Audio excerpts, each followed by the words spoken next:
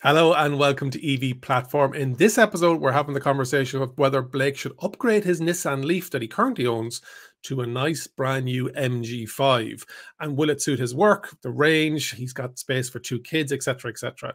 So currently Blake owns a 5.5-year-old Nissan LEAF, which is a 30 kilowatt hour with a Tekna, and it has 105,000 kilometers on the clock. So what we're going to do is pick up with Blake outside in the car park, looking around the MG5 inside and outside. Before we do, make sure you hit the subscribe button. We're on a push to 1,000 subscribers here as soon as possible. So if you're interested in this type of content, it really would help us out. Blake, let's get over to you.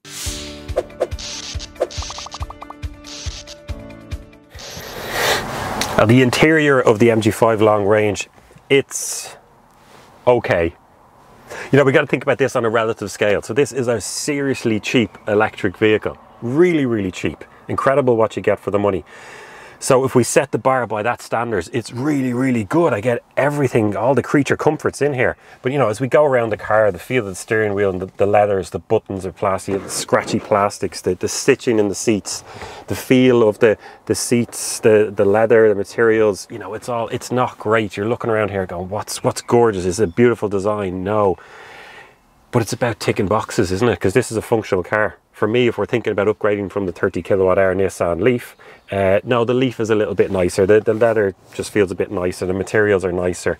I have to say I do prefer the interior of the LEAF, but you just get so much with the MG5. So let's talk about a few of those. Just the highlights, we'll fly through it. Smattering of buttons here on the steering wheel, which is great voice recognition. Got 2 stalks, well, and then one on this side here. And we've got, let's call it our driver assistance functions. ProPilot MG call it. Very, very proud of it, and it is excellent, but we'll get onto that later on. Nice little screen just here. Now, every time I get into the car, I just hook up Android Auto and Apple CarPlay straight away, and it works seamlessly. Just plug in the phone when I get in, and it works. And there's a nice little, what would you call it? Just a little cubby hole down here by my left shin. Tuck the phone in there, and it's out of the way. It's not blocking any of the buttons, and you can't say that for every car that you get into, which is really good. We've got automatic air conditioning, we've got heated seats, individual for front and left, none in the back that I know of anyway. A couple of USB connections. Like it's pretty good. We can choose our, you know, reverse neutral drive here, but also the modes. We've got sport, normal, and then eco if you're trying to save a few kilowatt hours, and KERS, which is kinetic energy recovery system.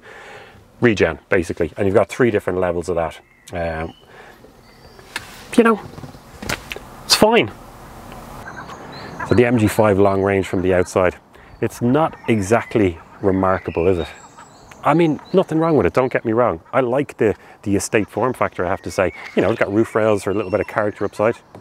75 kgs, body coloured wing mirrors, we've got alloys down here, LED lights. You know, she's no ugly duckling. She's not inspirational either though, is she? And to be honest, I kind of just do prefer the LEAF because it's a little bit different. Okay, from some angles, especially at the front, you know, with those lights that just swoop up and pop out by a few inches at the front. Nah, not great, was never a fan of that. But overall, it's just something a little bit different. This one is not exactly inspirational. Now, if I was to consider changing from the Nissan LEAF, I need a bit of space. I've got 2 young kids, there's going to be a buggy, there's going to be a lot of bags, camera, you know, carrying around camera gear for some of these kind of shoots as well. So space for me is quite important. What do we get in the MG5? Well, you don't get a powered tailgate, but that's all right. We're not expecting it at this kind of money, are we? 464 litres in there. So that's a pretty good boot. You know, there's bigger out there, of course, don't get me wrong, but it's pretty good. However, the parcel shelf, let that fold in, you can take that whole thing out, clips out there on either side. Now we're up to 578 litres up to the roof here. That's some serious space.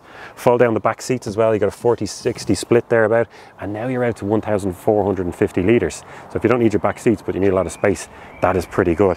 But what I really, really like about it is, and people who will be putting a lot of luggage in suitcases or even small bit of furniture with prams and buggies and all that, is it's a nice wide aperture just here as well. You can fit a lot of things in, which is really good, and it's quite of a boxy shape, so it doesn't eat in for wheel arches and stuff. Now the LEAF that I have, it's got the Bose surround system, so that takes out a little bit of space from the back of the wheel arches, eat in at the side, and this is a lot more functional. It's bigger. Yeah, I mean, this definitely wins for me in that sense. And the bottom is a little bit modular as well, so you can lift that floor up and it catches on other ridges just here if you want less space, but you know, you don't get to use your back to lean over as much. So yeah, quite impressed by the MG5 there. Nice to have a power tailgate, but you know, I was spoiled with the Tesla Model Y last week, wasn't I?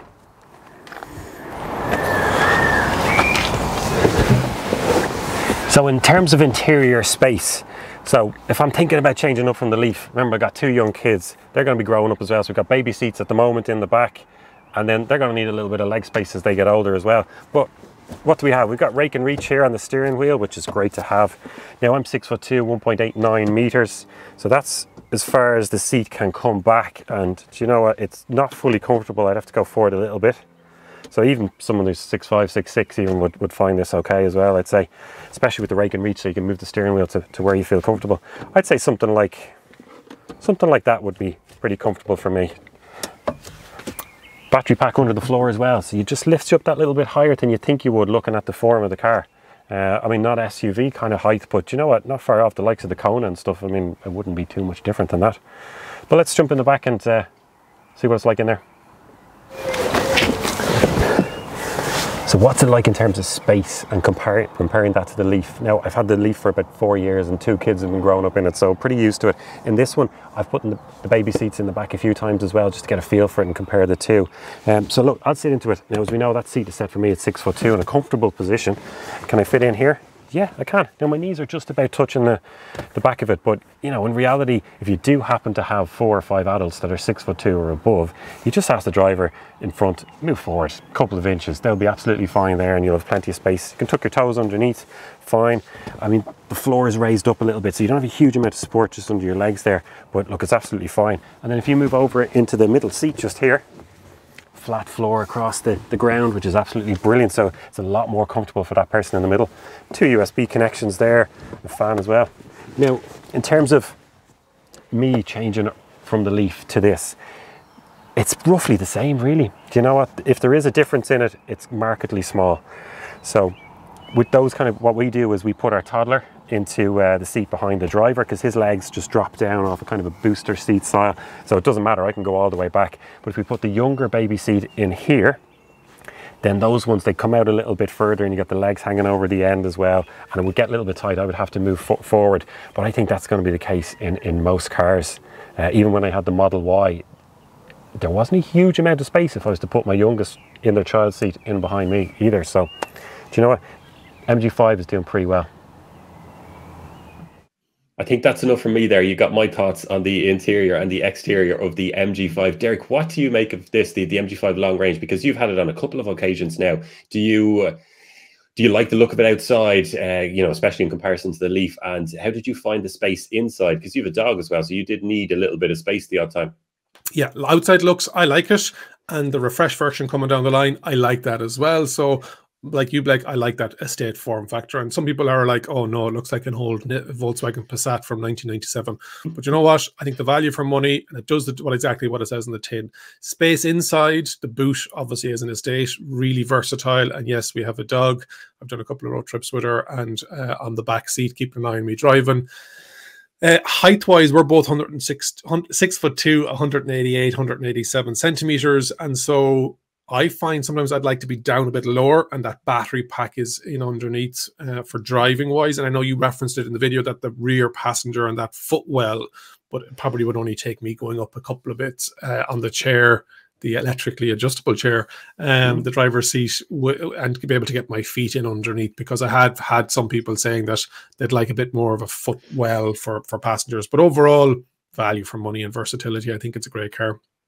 So Blake, let's head back out to you and see what we thought of the MG5 with regards to range, driving feel and charging.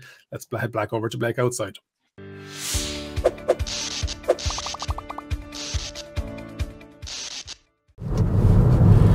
So we're out in the MG5 Long Range, and we want to know what it's like to drive and a few other things like that. So there's 3 particular areas. The first one that I want to talk to you about is just driving feel. Is it comfortable? Is it fast? Things like that. Second part then that I want to talk to you about is batteries and range, because EV drivers, we want to know what's the range, what's the battery. And then the third one that we want to talk about, which is quite important as well, is how you charge it and how fast it charges, etc.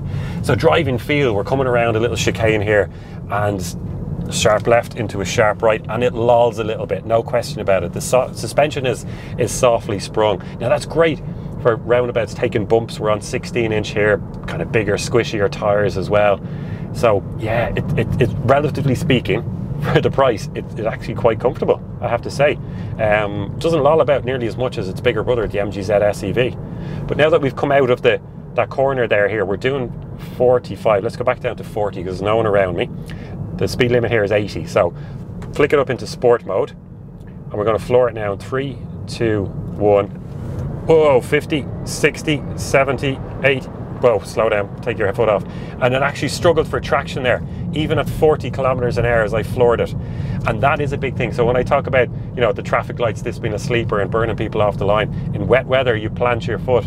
Oh, the traction isn't there. It doesn't handle that particularly well. But overall, yeah, like it's really good. It's a bit of fun. And you know what? Compared to the Leaf, which had an 80 kilowatt motor, 3 seconds slower in that 0 to 100. Yeah, this is definitely the winner there. In terms of comfort and driving, do you know what? The driving feel, not a huge amount of difference, to be honest. Like as little as make no difference. The feel of the interior of the Leaf, I do find was a little bit better, just the materials and driving around. But having said that, if you go onto a motorway, we've got this adaptive cruise control. And we've got not even the lane keep assist as well. They've got the ProPilot system. It will drive itself largely on motorways and some national roads. And yeah, so overall, I mean, this definitely pips it compared to the Leaf for me. But then let's move along and talk about batteries and range, because that's really important. As we know, 402 kilometer WLTP. Now, as we know, that can be a little bit optimistic. And that comes from a 61.1 kilowatt hour battery. 57 of that is usable. But in the real world, that's what we really want to know about. Now, the kind of driving I've been doing today has been out filming. I haven't been on the motorway much. I'm tracking for more than 400 kilometers out of this, which is pretty good. Like that's talking about beating the WLTP, you know, because nice 15 kind of degrees centigrade weather today. But then when I was on the motorway traveling in and out of work there a couple of days ago, I saw that dropping down more towards the 300. When you're keeping a tasty speed in winter, I think you're looking at about 300 or thereabouts. So in the real world, the kind of driving I typically do, I think we're looking at 350 to 410, 420 kilometers or thereabouts. Just, you know what, that is pretty good. Like it's beaten by a few cars out there, all right, but a lot of those cars are twice the money, you know. And then when you want to charge it back up after you've burned through that 100%, on AC, so your home chargers, places like that, it's 6.6 kilowatts this will take. Now, I'm a little bit underwhelmed at that. It's not too bad compared to my Leaf, because the spec that I bought only had the 3.3 charger, so 6.6 is double that, you know, it seems pretty good. But I'd love to see manufacturers now just being a standard of at least 11 kilowatts, especially as we transition people over who don't have off-street parking or driveways, and you know they want to go and watch a movie for a couple of hours, plug in and put 200 or 300 kilometers back in. That's what I want to see. So yeah, a little bit underwhelmed there. Then on DC, this will peak at 80 kilowatts, so like that's all right, you know, compared to some of the cars out there. You know, Tesla are clearing 200, and even some of the VWs are in around that 130, 140 mark, depending on updates and stuff. And some cars now, like Lucid, might be clearing 300.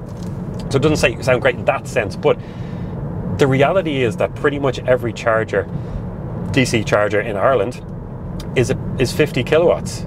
Like there's a handful of faster ones of 150 out there, but in general they're all 50 kilowatts, and this one peaks at 80, so you can't even use it. Like before I filmed today, I plugged this car in on 22%, and it maxed out the full 50 kilowatts on the charger I was using, and it held that rate all the way up to about 80%. So like, yeah, it's fine. It's not future-proofed. In 5 years' time, we might be talking about these depots, you know, charging hubs of 5 or 10 350 kilowatt chargers, and then this is kind of maybe not going to look that great. But for now, it's going to max out pretty much most of the chargers that are there. So overall, you know, it destroys the Leaf. Okay, driving feel day to day as I'm pottering around, yeah, not much difference. On the motorway, this definitely takes it because of that ProPilot system. In terms of comfort and feel and materials, Leaf is slightly more comfortable maybe, but not much in it. But then you talk about range, like this is well over double the range of my Leaf. That's a huge difference. And then in terms of charging, the model that I have, this is double the charging on AC. And then on DC, this goes all the way up to 80, whereas the Leaf kind of peaks around that mid to late 40s. And also it's CHAdeMO connection, which is falling out of favor now. There's less and less of those going to be around, you know, Ionity networks and stuff like that. If Tesla open up their supercharger network here in Ireland eventually, that'll be CCS as well. So yeah, I mean, this beats the Leaf then hands down there as well. As you can see, I'm pretty impressed with the MG5 Long Range in various ways. But Derek, let's get your take on it instead. You know, because you've done, am I right, in your channel, you did a trip right across the breadth of Ireland in an MG5 Long Range. How did you find power charging? You know, all the stuff I talked about, ProPilot. For sure, and I've done coast to coast in both the original one and the long range one. But before I do, Blake, you're comparing this against your existing Nissan Leaf. Battery-wise, we didn't cover what's the state of health on your battery of the current Nissan Leaf that you have. Yeah, and we are hopefully going to have a lot more material and videos coming on this soon. So I didn't actually mention it, but I think, yeah, it would be good to give people just a very brief summary of it. So I used this diagnostic kit called Avilu just to test the state of health of the battery health. And it's sitting at 81% battery health, and that was after 101,000 kilometers. So let's just call it 80% now. So I've lost 1 bar on it. To give you a little bit of reference, the best that I ever got out of that Leaf was 242 kilometers on a single charge, and that was right down into turtle mode at the end. And these days, if I'm really careful around town in summer, I can kind of crack 200 out of it at best, but normally sits around that 150 to 170 mark. So just to give people a bit of context on that. No, it's good to have that bit of reference point. I like the MG5, as you know, and I know that you like it as well. Versatility, value for money, all the extras. Overall, Blake, where are you sitting with regards to the price, the range, the driver assist, etc.? What's your final take on it? Yeah, well, look, it's definitely the better car. Overall, once we start pegging range against each other, you know, power, the ProPilot system that I mentioned, you know, the MG5 would be not that it'd be hugely more enjoyable, but it'd definitely make, you know, life a little bit easier sometimes, just having better range and the ProPilot system mainly. But having said that, then I got a quote from my old car. I won't give that away now, but you're looking at about a 20,000, give or take, about a 20,000 euro difference if I was to upgrade tomorrow, cash to cash spend, you know. And then the question comes in, yeah, it would be better, the MG5 Long Range, but do I need to do it? And that's a question that we might even just touch on now, Derek. What's your take on that? Do you, like, if people can upgrade, should they just upgrade straight away? No, and I think we're definitely need to be thinking about that circular economy and making sure that what we're buying is as sustainable as we have. And I think, Blake, it would be great, like you're saying, always going to the newer, bigger, better, whatever it may be, phone, laptop, electric vehicle. But when we look at the use case and that 150 to 170 kilometer range that you have in your current Leaf probably does you 90% of the time. And even if you bought like a smaller battery, new electric vehicle, the same range on it, you'd work around it. Like when you're taking a trip soon, I believe, up to Scotland, and with the MG5, you could go the whole way without having to charge, but you're going to go with the Leaf. Yeah, we would be able to make it all the way from where I am here, just north of Dublin, up to the port in Belfast, get off the ferry and over to my destination in Scotland on a single charge. And, you know, with 2 young kids in the back, that might be handy. But the reality is I would be stopping anyway. Now in the Leaf, I'll have to stop between here and Belfast. And then once I get off the ferry in Scotland, I'll have to stop again. But I would be stopping anyway with 2 young kids. And do you know what? The reality is that 2 or 3 days a year, my life might be a little bit easier with the MG5 because I don't have to stop for a charge on the way. But that's not a need. And does that justify 20 grand? So I think I'll be coming towards my summary comments is that probably don't need to change. And if I pinch myself and just go, do you know what? Your Leaf is absolutely fine. It does you. It's comfortable. The maintenance is fantastic, as in there's none really. It's comfortable to drive around in. It's got plenty of power still. I mean, I know it's pretty much the slowest EV on the roads these days, but still so much faster than most average combustion cars, you know. And we've got to talk about the other options as well, because we're looking at the MG5 Long Range. If I was to change, would I wait and hold off and see how long it takes the refresh model to get to the Irish and UK markets? Or another option as well is I go to one of the refurbishing companies, just for want of a better term. I say, hey lads, take out that old battery in my Nissan Leaf and throw in a 62 kilowatt hour battery. You know, good to go for another 200,000, 300,000, 400,000 kilometers easily. Yeah, even a 40 kilowatt hour battery would be great. And on that point about talking about the Leaf and whether you should keep it or secondhand electric vehicles and getting them upgraded or refurbished, we're going to do a lot more of that on this channel. We're going to talk a lot more about Blake's Nissan Leaf because it's his daily driver. And there's a lot of Nissan Leafs on the road as secondhand vehicles, and people are looking about how do I live with it, number one, or should I buy a secondhand Leaf? So definitely stay tuned to the channel. Let us know in the comments if you'd like that direction, that we're going to do more use electric vehicles and cover more of that. And don't forget, if you are interested in this type of content, please subscribe to the channel. As I said at the start, we are looking to hit 1,000 subscribers before we head off on our summer holidays. Hopefully you've enjoyed today's video. Like it and comment. This has been EV Platform. Thank you very much for watching.